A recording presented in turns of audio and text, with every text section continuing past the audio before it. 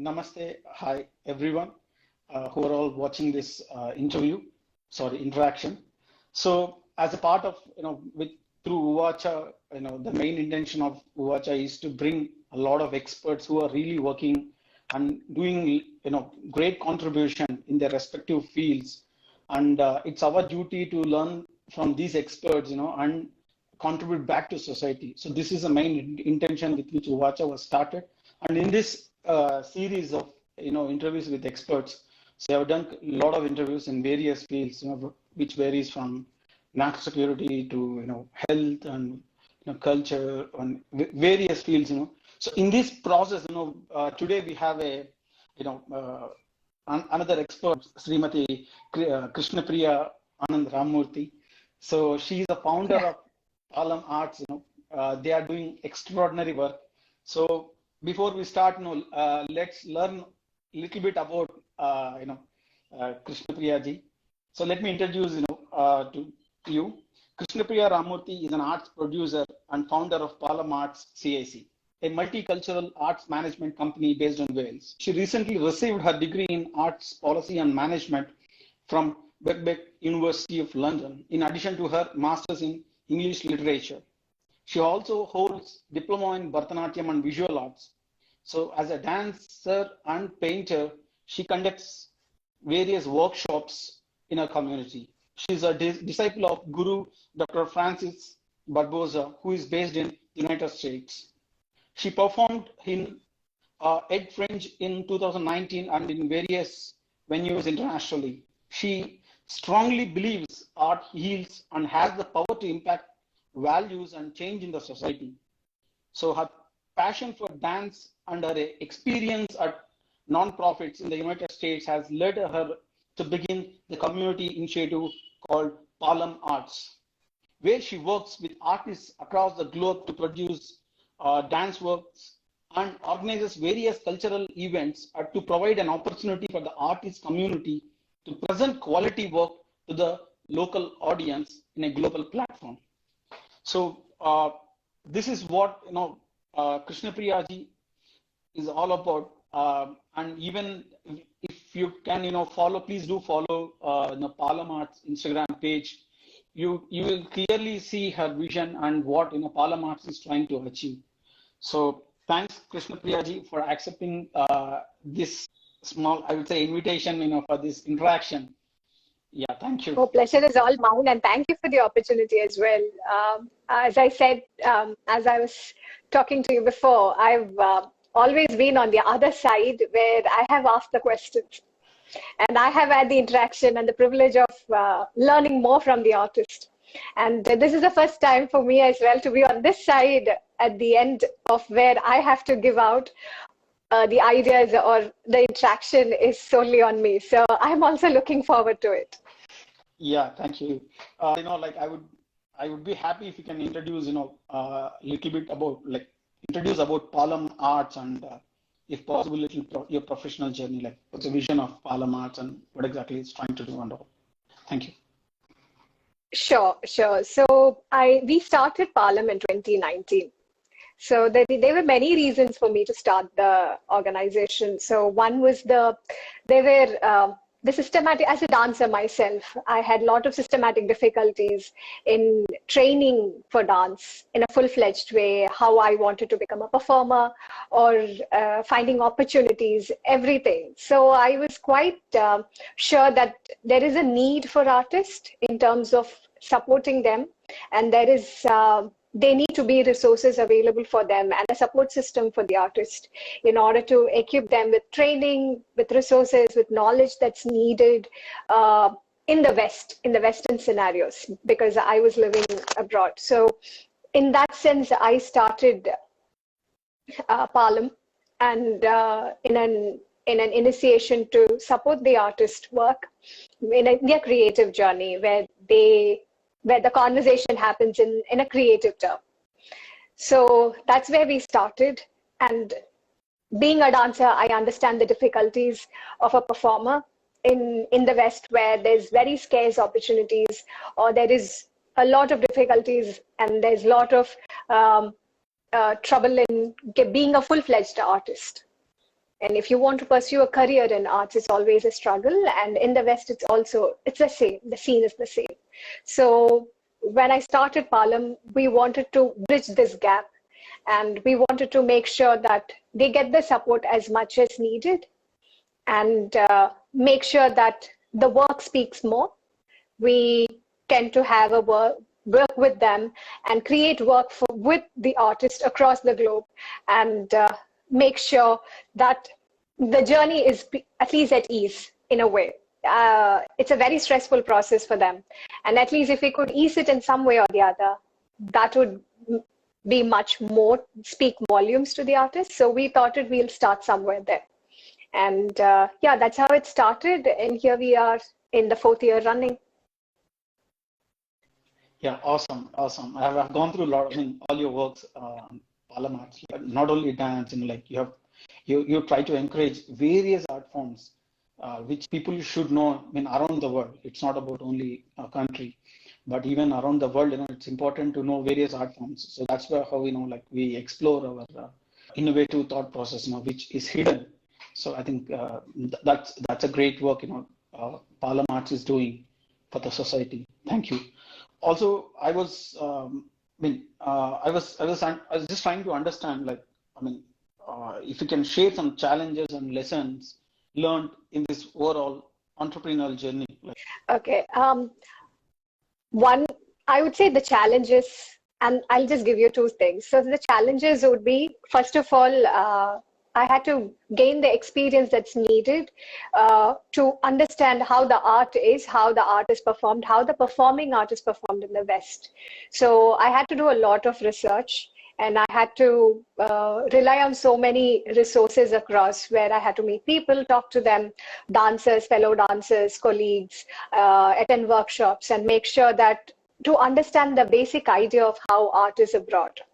And from there, I had to understand there's a need of you equipping yourself about how the West perceives art. So I was very conscious about it. So I had to read a lot in terms of art policy, funding policies, how it's there in Europe and US and UK. So I had to read that a lot. And those are not challenges, that's a necessity. And if you see challenges, you have to be very clear about what is that you want to do. So I was very clear about what I didn't want to do. So it was easy for me to edit it and then focus on finally coming down to what actually it is. So when I started, I was quite clear of what I didn't want. So it made sense about how the journey can be. So I made sure that in terms of business models. So I had to read a lot about it and research a lot about it, so that it's easier for, setting up a company. You have to make sure that you associate yourself with similar kind of organizations, so that you know how it works and functions in in an alien country. So those were the challenges, because finding these things will take time. And there's a lot of groundwork that goes into all these kinds of work. So it took a lot of time in understanding all this. And if you say lesson learned, I would, there were lots of lessons over the course of time, and I'm still learning. I would say it didn't stop. I'm still learning.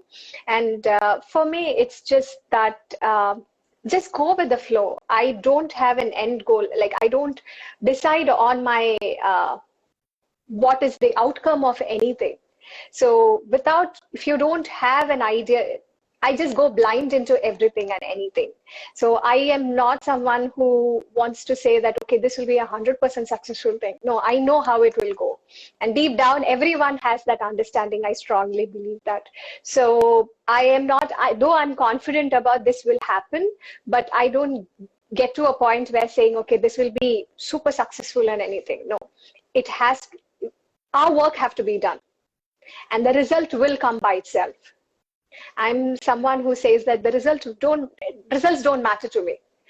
The work matters to me. I have to involve in the process. The process have to talk more. And by the end of the time, there'll be 100 things which I have achieved rather than the end result. And the result has always been, quite mind-blowing in my experience. And that actually make more sense to me. And to whomever I work with also, I make sure I usually tell them, just don't expect too much out of anything that's happening. Just work and we'll be fine. And mostly my artists have been much more supportive, and they don't expect that. So they know that this is what I would always have, a plan A, plan B. So it will work out. And the end results have always been very successful. So I think that's one of the biggest lessons I have learned. Yeah, nice. I mean, you covered two sides actually. One is on the, for the regular entrepreneurs, who just, go with the swing of social media, like they expect instant results and all, rather than, trusting the process, which is very important. I mean, I know arts, especially in India, arts are mostly seen it as a sort of a traditional, form or a religious form. I mean, it's mostly viewed in that manner. Arts by its nature, has a broader perspective, a global perspective. There are great artists, but not known to world. But these digital platforms, digital technology gives much scope for them sitting in their own place, speak with world or present their art. So in this digital era, what sort of effort artists have to think of? Can you just brief on this?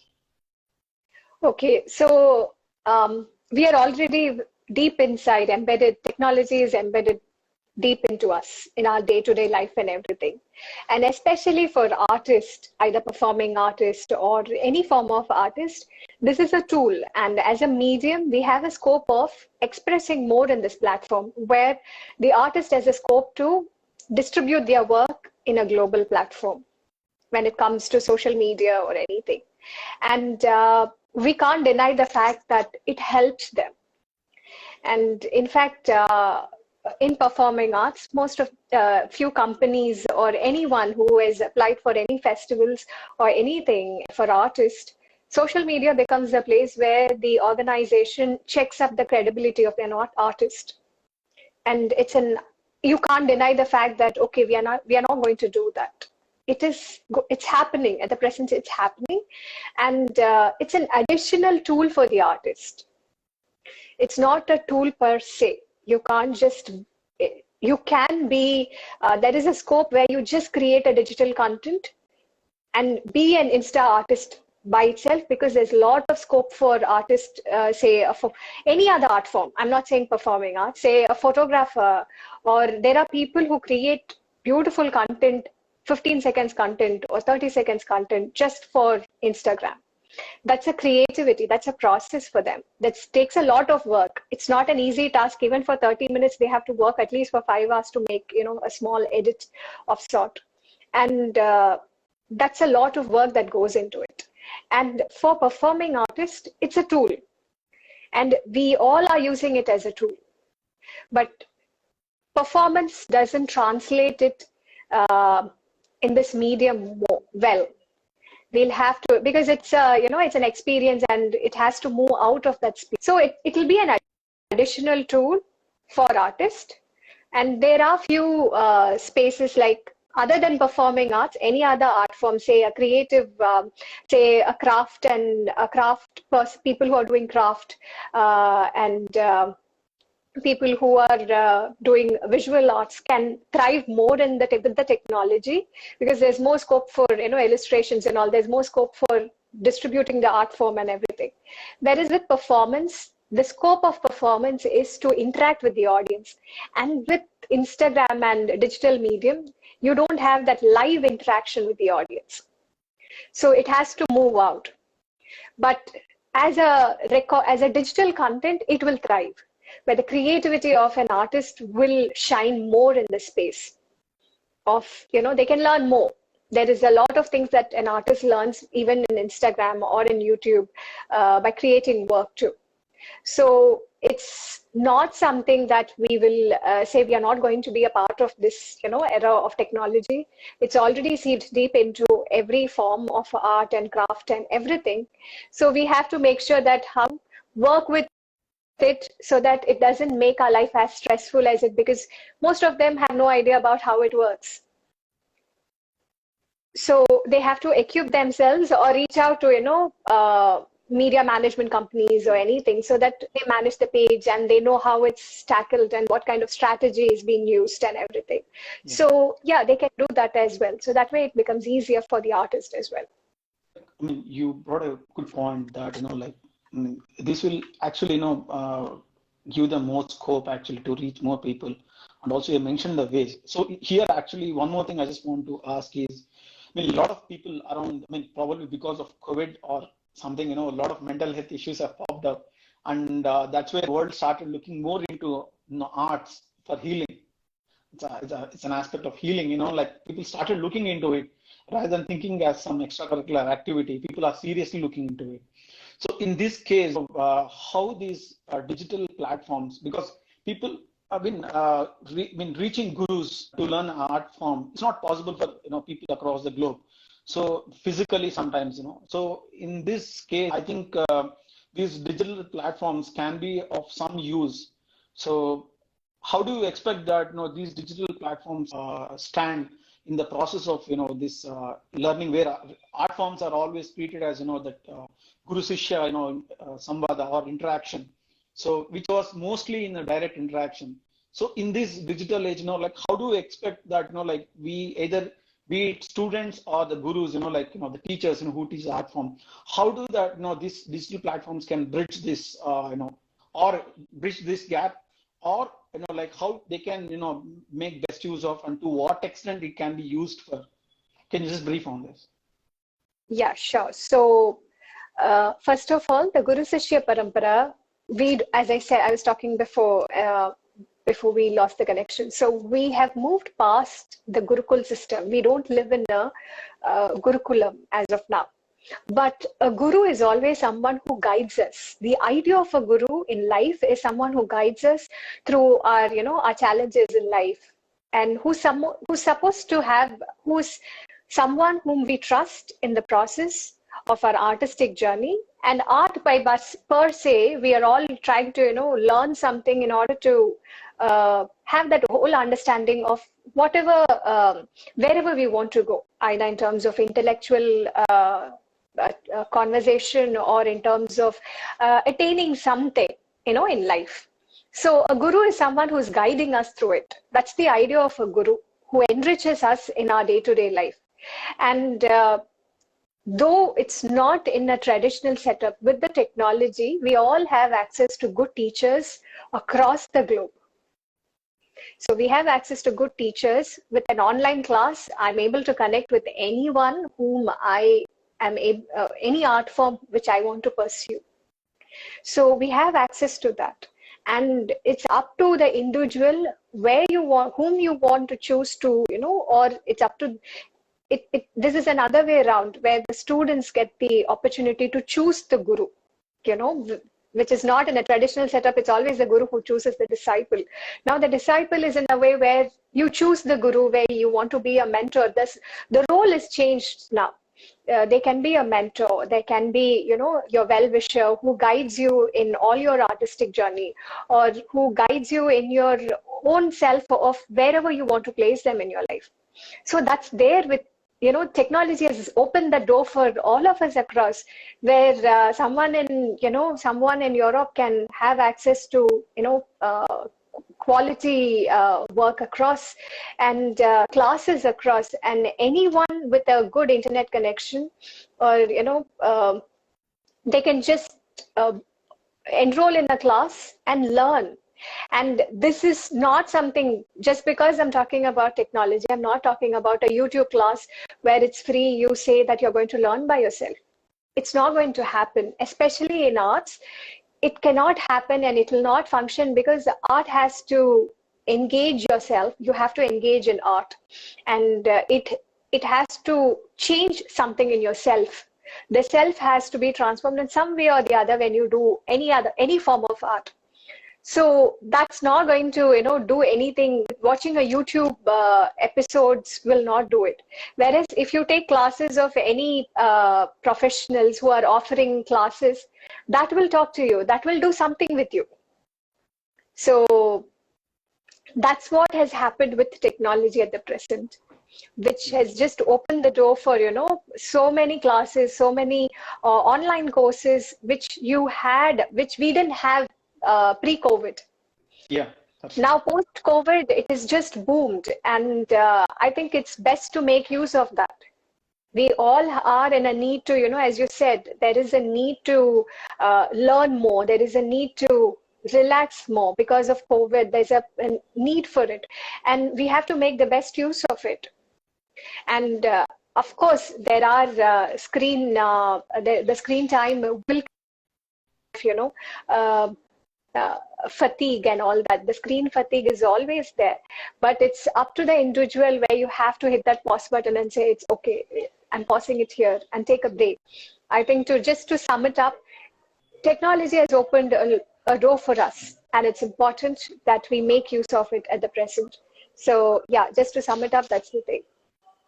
Yeah, thank you. Thank you. Also, like, I mean, as you correctly mentioned, one point which I like personally is that a lot of people, who are aspirants, who want to learn things, without, they think that, like any other lecture or something, some other subject, they can go to a YouTube channel and, learn something, even they treat arts also like that, because of which they are seeing some negative effects of it, because you are not following the right process, because of which you definitely will see the negative effects of it. So I think, in that manner, and they are getting out of arts, telling that, because of these, we're coming out of it. So I think the point which you made is very valid point. I'll just add one point to that. So in terms of, if you're just seeing a painting and drawing, you're just looking at a video of a painting and just doing your own thing, that's fine, because that has something to do with the outer space. It's a material thing. It's very tangible. So you do it, and then you get a product out of it. Whereas when it comes to performing arts, it's very internal. You're working with your body. And without proper guidance and without proper knowledge, if you just jump right into anything, you see a video of a martial art performer doing something and you just jump into it, or a yoga class, or anything has put up as a content for free without proper guidance or anything, if you take it, it will create repercussions in the body. You'll have to understand it, because you're working on something internal and it's the body, and it will have some kind of an effect.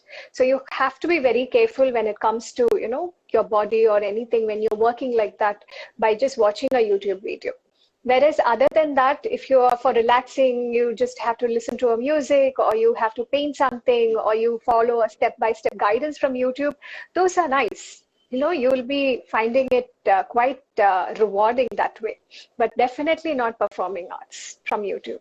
There are professionals who offer good courses online. Fledged course, you can just get it at a, I'm not endorsing anything. So I'm just saying that there are resources available, and which you can learn for yourself. And with proper guidance, where you can reach out to that person and talk to the, the teacher who's running the course program or anything, and have that interaction. And who knows, at one point of time, you can meet them and, become a full-fledged student also in a long run. So that's a possibility that will happen in the, if you take a course like that. Yeah, thank you. And one more interesting point which was brought to discussion, when it comes to art, is like, people compare, an arts profession as something like with engineering or other academic courses, people are clear on getting, this high-paid jobs, what we call, or white-collar jobs, whatever it is, like after completing the studies. But whereas with, music, dance, or any other art forms, so the level of mass awareness isn't there, how it can be a profession, than it's being it as some extracurricular activity or some other activity apart from your studies. So in this particular situation, so how do we we have to handle the situation, like the one who wants to become serious artist or want to make it as a profession? So how do you what is your take on this? Okay, so if you want to become a full-fledged artist, the prime there are ways, there's no one rule, or, there's no one way that I can say, this is the way that, everyone have to follow. There's no one size that fits for all in art. It's an experimentation. What worked for me might not work for you. Yeah. And what works for someone else can be totally different from what you and I have been gone through. Yeah. So the journey is very different, and it is a difficult journey.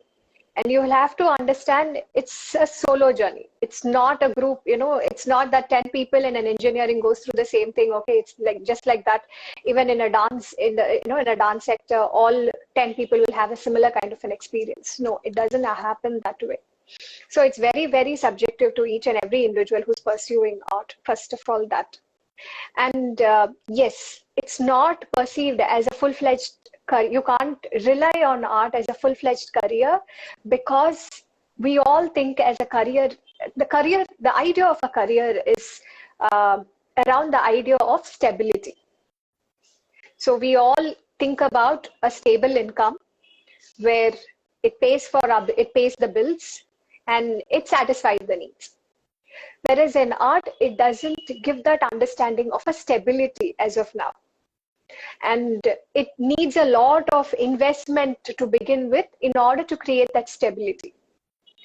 And one has to be very much so resourceful in order to put that, the initial investment of either time, energy, money, anything that has to go. So one has to be, that is not there. So if you are pursuing an engineering, you know that you'll get a job. So at the end of the time, you're going to go to a 9-to-5 job. This is, there is an agenda to whatever program that you're doing. Whereas in arts, there's a lot of things that are uncertain. And that's what is creating that kind of a question which you just asked, why there are no professional artists? What is that professional artists have to do when they want to become, as youngsters, if they want to turn into be a professional? First of all, they have to pursue a full-fledged, one has to study, earn a degree, and then jump into arts, so that if they are not successful, they'll have something to back up. In order to have a backup, it's always good to finish your degree and then jump into a professional stream of pursuing art, either dance or photography or anything, so that it gives you that, a sense of, it reduces the sense of stress of paying your bills. You don't have to rely on this full-fledged and then, make sure that you just hate it and then run away from it. So that if they are doing a bachelor's, if they do their undergraduate and then jump into it, they'll have something to fall back to. Yeah. And why it's not been considered is, this is the reason. There's no stability in it. And it's an experimentation that one has to go through. If you ask a photographer, if you ask any photographers or, any other industry, they'll have a different story to share. So with every art form will have a different journey to share. Performing art would be different, or musical journey would be different. And same way, every art form, there'll be a different journey to share too. So as I said, there's no one size that fits for all. So we have to make sure that it's up to an individual. If you want to become a professional, you have to have something to fall to and then take this full time. And then you will, you will definitely shine. If you put your, heart and soul into it, you'll definitely shine. But at least you should have that, something to hold on to, so that you will be eased out of that fear of what if. Yeah, true. Definitely, also it solves the, the problem of considering it as some extracurricular activity. I think yes, very much, because very true, very true. Yeah. Also, I think dealing with this particular situation. Yeah, we constantly, people call it as extracurricular. To solve this problem, I think somewhere we have to, as a society, or be it at a be it at the country respective government or something.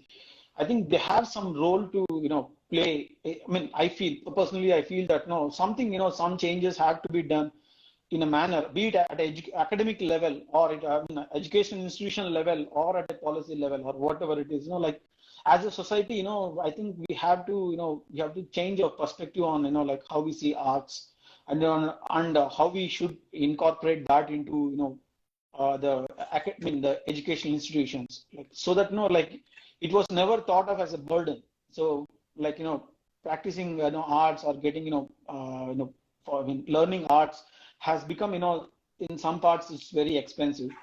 So and also people feel that, as you said, people they don't get jobs, pay the bills and all. So for to solve this problem, I think somewhere we need that. So can you just suggest some what sort of efforts as a society at academic institutions and government level we have to take for art to become mainstream rather than being thought of as some extracurricular or as an aspect of cultural aspect? Okay, first of all, it has to be stopped thinking as an entertainment. Art is not entertainment. It's not entertainment. It's a part and parcel of how the society is being built. And especially in a country like India, it's flooded with arts. There's so much things happening in every nook and corner of the country. And we still are struggling, artists are still struggling to get paid for the work. That's because we don't consider it as a paid thing at all. We don't consider artists have to get paid. So we have to change that idea from a grassroots level. So in terms of policymakers or in terms of school, academicians, academic setups, we have to make sure that we pay for it. We have to pay for any form of buy a ticket and go and watch it. That has to be established, and that has to be established from a school level where, students have that opportunity of, interacting, playing with art and building that whole sense of creative entity where they have a much more scope of talking about it, experiencing it, immersing in it, so that when they are in their undergraduate or their postgraduate level, that would be a part and parcel of their life. It can't be, as we were discussing, it has to be a part of a curriculum.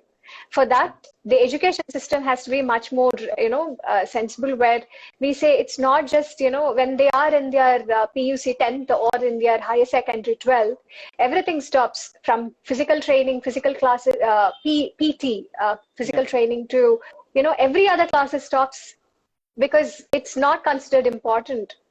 In fact, that's considered very important, especially at that period of time, because they need a place to just go play and rather sit and study. But the system is becoming much more complicated. The system is becoming much more, education system is becoming much more complicated. There are students are much more focused on studies rather than any other activity for that matter. And by the time they are 15 and 16, they get out of high secondary and it's already too late for them because they don't have a physical stamina even to do anything. The mental stamina, yes. The physical stamina, which can be built from an age of 7 to 15, it's been missed out for so many reasons. Or at least from 12 to 15, they don't do anything. Yes. So as parents, they have to consider that it's important for the children, and as school, as a government bodies, they have to, the people in government officials, the government body should understand art is important. It's not something that only few people will have access to it, and not most people will not have access to it. It has to change, but it will change slowly, and somewhere or the other, we have to start with the school students, where they have that exposure. Every school in the country should have an exposure of dance and music and everything for that matter. Yeah. That way, the students will have an exposure and they can choose what they want and they can edit what they don't want. So that way, we are creating professionals at a very young age, at that period of time, if I have to put it that way. So that's one thing it can be possible with, government bodies and everything. Yeah. Also, like, as you said, the one point which I liked is personally, like, most of the, at a school level, but the arts have to be introduced, like without not introducing, introducing only this, the form, the so-called, the graduation, this life cycle, which they predefined it from, say, from schooling, you do, secondary education, and then you go to higher level, then, graduation and all. So the stream is completely, this timeline is completely defined. So because of that, somewhere we are trying to kill because, every student is different, has a different thought process. So we are trying to, channelize, we are trying to fit everyone into, like, as you said, it's one size doesn't, fit everyone. So by enforcing or imposing on students, somewhere we are killing their creativity as well. I think introducing, as you said, you should expose various art forms to students, let them choose their creative, their creative aspect, where it fits in, we should give that freedom to, students or everyone for that matter, for them to explore themselves. I think very true. Yes. Yeah. One more point I personally like is, you said arts is a sort of, inward journey. So probably can you just, like speak a little about it? I know we are running out of time, but I just out of interest now, I just asked you. It's an inward, you mean internal journey? You mean on that point? Yes. Okay. So I would say any art form for that matter, anything, any work for that matter, you do it for a purpose, right? You earn money for it, or, there is a output that we are looking forward to it. Whereas in terms of art forms or art, even though we are looking to make money out of it and everything, there is something more to it with passion that we all do it. And it's very internal, it's very subjective. And the way the art form, it's the medium, any medium that you choose, there is a close proximity of how you interact with the medium. Yeah. So if you do a painting, there is a way of it attracts with you, how the art speaks to you, and what you see is something might be very different what another person sees from a painting.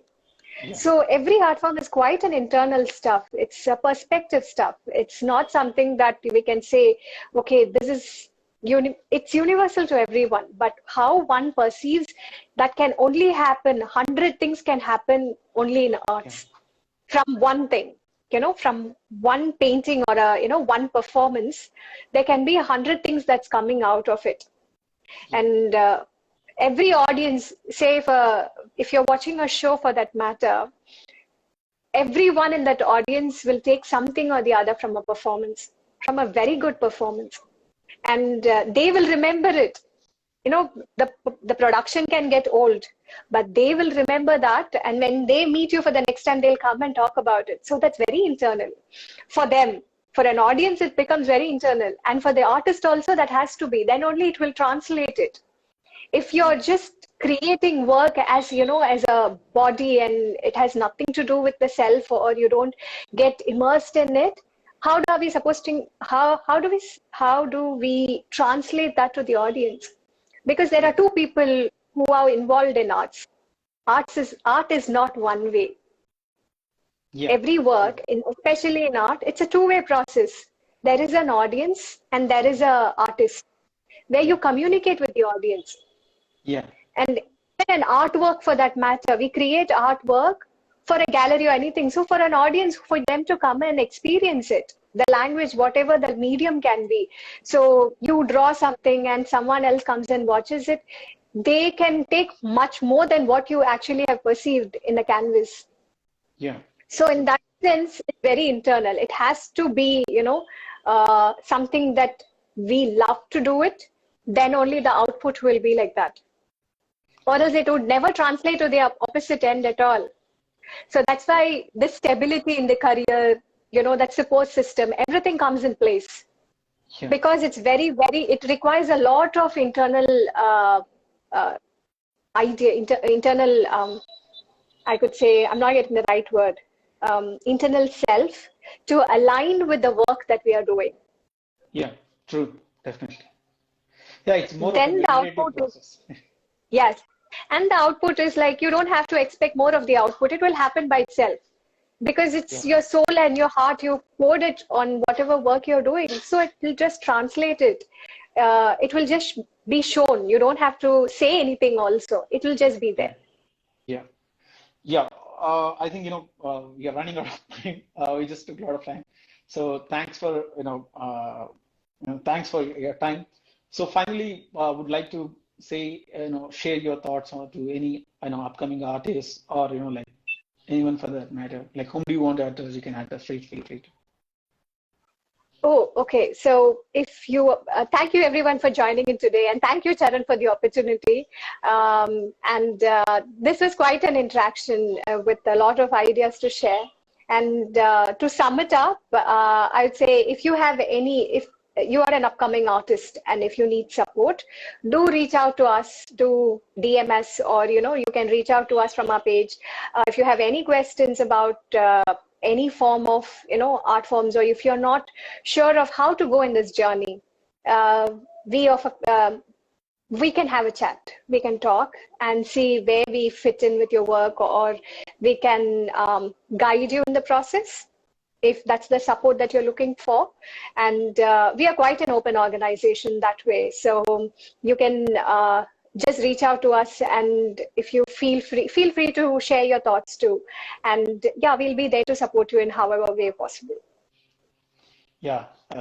Thanks a lot, because it's only because people are interested. It's only like the way to go and the way the path shows like are not like they are confused. And because of this this digital internet and all, a lot of things are available. People are confused. I think, like I suggest everyone to reach out, Pallam Arts, to get the proper guidance on like how they can build a roadmap for their art roadmap, like how they want to progress. So I think thanks a lot for your time and sharing your knowledge. This is really helpful. I mean, and it will inspire a lot of artists, out there, and a lot of normal people also to pursue arts. So because they have support from Pallam Arts, so like they have that foundation. I mean, because a lot of people want to start, but they don't know where to start. So I think Pallam Arts is looking forward to provide the guidance to such people. Yeah, thanks a lot. Sure, definitely. Yeah, thanks. Thank you, Charan. Nice talking. Thank you. Yeah, nice speaking to you. Namaste. Thank you. Namaste. Namaste.